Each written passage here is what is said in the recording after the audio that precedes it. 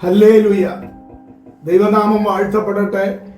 കഴിഞ്ഞ ദിവസങ്ങളിലായി ദൈവത്തിൻ്റെ രാജ്യത്തെക്കുറിച്ചും സാത്താൻ്റെ രാജ്യത്തെക്കുറിച്ചും ചില കാര്യങ്ങൾ നമ്മൾ ചിന്തിച്ചു. അക്കൂട്ടത്തിൽ സ്വർഗരാജ്യവും ദൈവരാജ്യവും തമ്മിലുള്ളതായ വ്യത്യാസം അതും നമ്മുടെ ചിന്തയിൽ വന്നിട്ടുണ്ട്. അഥവാ സ്വർഗരാജ്യം ഉൾപ്പെടെ ഈ പ്രപഞ്ചത്തിന്മേലുള്ള ദൈവത്തിന്റെ പരമാധികാരം തിരുവചനത്തിൽ നമുക്ക് കാണാവുന്നതാണ്. അത് ഏതാണ്ട് 70 പ്രാവശ്യവും സ്വർഗരാജ്യം എന്നത് 33 പ്രാവശ്യവും ഉപയോഗിച്ചിട്ടുള്ളതായും നമുക്ക് മനസ്സിലാക്കുവാനായിട്ട് സാധിക്കും. സ്വർഗരാജ്യം ദൈവരാജ്യത്തില് ഉൾപ്പെട്ടതാകയാൽ രണ്ടിനും പൊതുവായ ചില കാര്യങ്ങൾ ഉണ്ടെങ്കിലും ദൈവരാജ്യത്തെക്കുറിച്ച് പറയാവുന്ന മറ്റു ചില കാര്യങ്ങൾ സ്വർഗരാജ്യത്തെക്കുറിച്ച് പറയുവാനായിട്ട് കഴിയാത്തവയുമാണ്.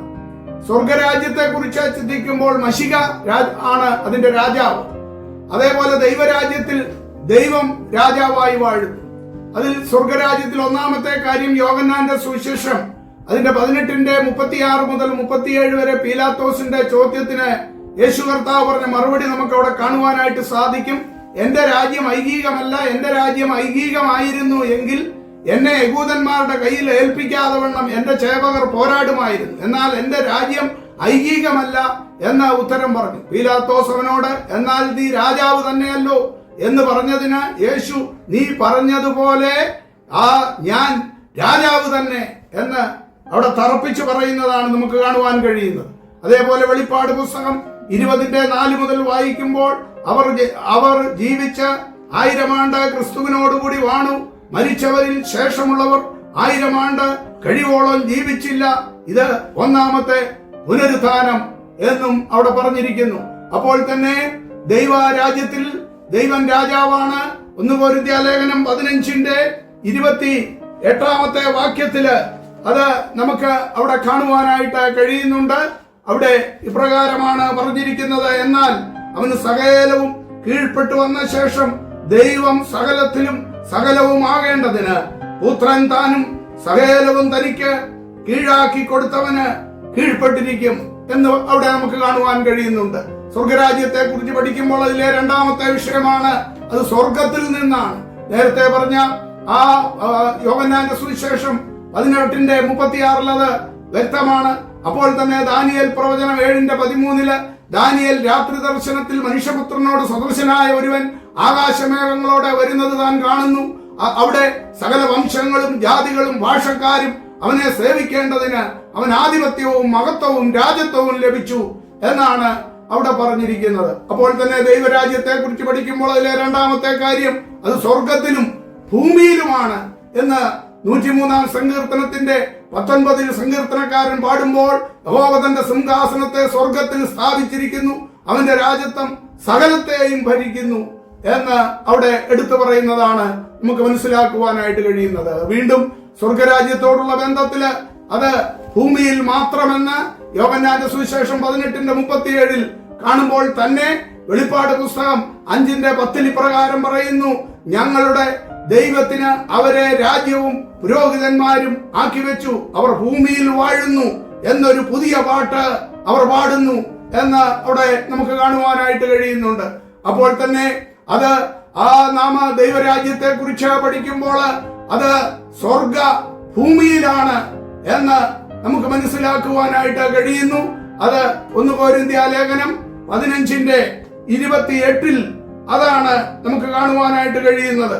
എന്നാൽ അവന് സകലവും കീഴ്പ്പെട്ട ശേഷം ദൈവം സകലത്തിലും സകലവും ആകേണ്ടതിന് പുത്രൻ താനും സകലവും തനിക്ക് കീഴാക്കി കൊടുത്തവന് കീഴ്പ്പെട്ടിരിക്കും എന്ന് അവിടെ വ്യക്തമായിട്ട് പറയുന്നത് നമുക്ക് മനസ്സിലാക്കുവാനായിട്ട് കഴിയുകയാണ്.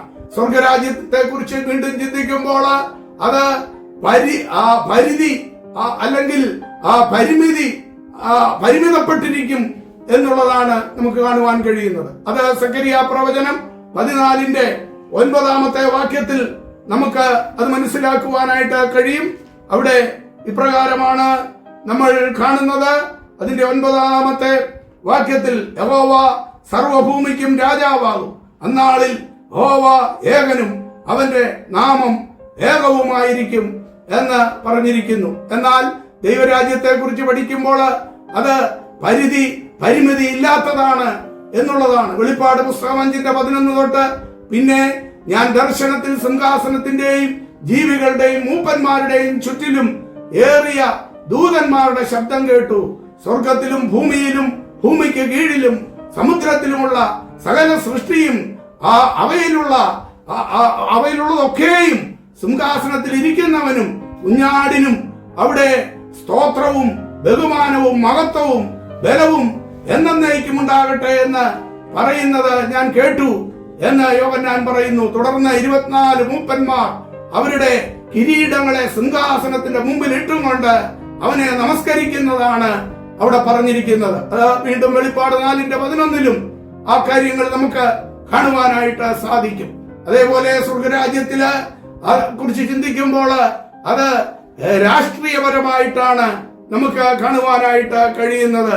യെശയ്യാ പ്രവചനം അതിന്റെ 9-ാം അധ്യായത്തിലേക്ക് നമ്മൾ കടന്നു വരുമ്പോൾ യേശുവിന്റെ ജനനത്തോടുള്ള ബന്ധത്തിൽ പറയുമ്പോൾ അവിടെ പറയുകയാണ്, നമുക്കൊരു ശിശു ജനിച്ചിരിക്കുന്നു, നമുക്ക് ഒരു മകൻ നൽകപ്പെട്ടിരിക്കുന്നു, ആധിപത്യം അവന്റെ തോളിലിരിക്കും, അവൻ അത്ഭുത മന്ത്രി, വീരനാം ദൈവം, നിത്യപിതാവ്, സമാധാന പ്രഭു എന്ന് പേർ വിളിക്കപ്പെടും. അവന്റെ ആധിപത്യത്തിന്റെ വർധനയ്ക്കും സമാധാനത്തിനും അവസാനമുണ്ടാകയില്ല. ദാവീദിന്റെ സിംഹാസനത്തിലും അവന്റെ രാജത്വത്തിലും ഇന്നു മുതൽ എന്നേക്കും അവൻ അതിനെ ന്യായത്തോടും നീതിയോടും കൂടെ സ്ഥാപിച്ച് നിലനിർത്തും തുടങ്ങിയ കാര്യങ്ങളാണ് അവിടെ നമുക്ക് കാണുവാനായിട്ട് കഴിയുന്നത്. അപ്പോൾ തന്നെ ദൈവരാജ്യത്തെ കുറിച്ച് ചിന്തിക്കുമ്പോൾ അത് ധാർമ്മികവും ആത്മീകവുമായിരിക്കും എന്നുള്ളതാണ്. അത് നമുക്ക് റോമാലേഖനം അതിന്റെ 14-ാം അധ്യായത്തിന്റെ 17-18 വാക്യങ്ങളിൽ ഇവിടെ ദൈവരാജ്യം ഭക്ഷണവും പാനീയവുമല്ല, നീതിയും സമാധാനവും പരിശുദ്ധാത്മാവിൽ സന്തോഷവും അത്രേ. അതിൽ ക്രിസ്തുവിനെ സേവിക്കുന്നവർ ദൈവത്തെ പ്രസാദിപ്പിക്കുന്നവനും മനുഷ്യർക്കും കൊള്ളാവുന്നവനും തന്നെ എന്ന് അവിടെ പറഞ്ഞിരിക്കുന്നതാണ് നമുക്ക് മനസ്സിലാക്കുവാൻ കഴിയുന്നത്. ഇങ്ങനെ ദൈവരാജ്യവും അതേപോലെ സ്വർഗരാജ്യവും തമ്മില് ചില വ്യത്യാസങ്ങൾ നമുക്ക് തിരുവചനത്തിൽ കാണുവാൻ കഴിയും. ആരംഭത്തിൽ ഓർമ്മപ്പെടുത്തതുപോലെ സ്വർഗരാജ്യം മശിഹാ രാജാവായും ദൈവരാജ്യം അവിടെ ദൈവം രാജാവുമായി വാഴുകയാണ് ചെയ്യുന്നത്. അടുത്ത ദിവസങ്ങളിൽ ഇതിന്റെ ബാക്കി ഭാഗങ്ങൾ കൂടി നമുക്ക് ചിന്തിക്കാം. അവിടുന്ന് നമ്മെ അനുഗ്രഹിക്കുമാറാകട്ടെ. എഴുന്നള്ളുന്നേശു രാജാവായി കർത്താവായി ഭരണം ചെയ്തിടുവാൻ, ദൈവരാജ്യം നമ്മിൽ സ്ഥാപിതമാക്കാൻ, സാത്താന്യ ശക്തിയെ തകർത്തിടുവാൻ. എഴുന്നള്ളുന്നേശു രാജാവായി കർത്താവായി ഭരണം ചെയ്തിടുവാൻ, ദൈവരാജ്യം നമ്മിൽ സ്ഥാപിതമാക്കാൻ, സാത്താന്യ ശക്തിയെ തകർത്തിടുവാൻ. യേശുവേ വന്നു വാഴണമേ, ഇനി ഞാനല്ല എന്നിൽ നീയല്ലോ.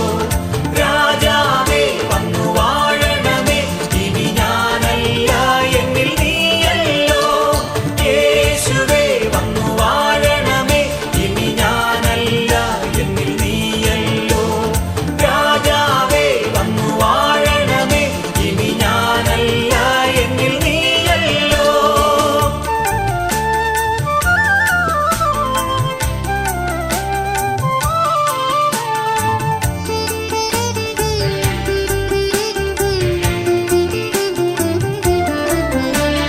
രോഗങ്ങൾ മാറും, ഭൂതങ്ങൾ ഒഴിയും, ബന്ധനമെല്ലാം തകർന്നിടുമേ.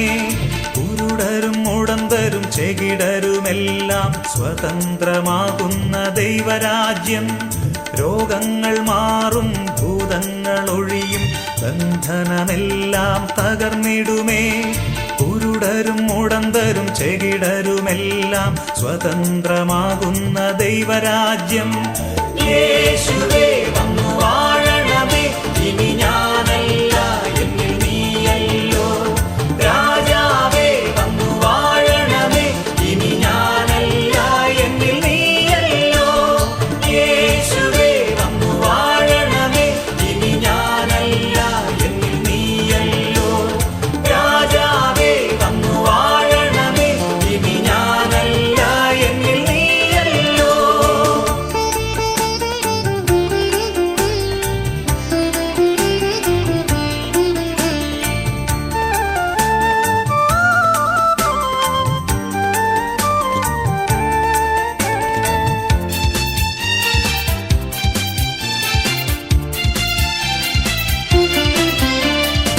ഭയമെല്ലാം മാറും, നിരാശ നീങ്ങും, വിലാപം നൃത്തമായി തീർന്നിടുമേ.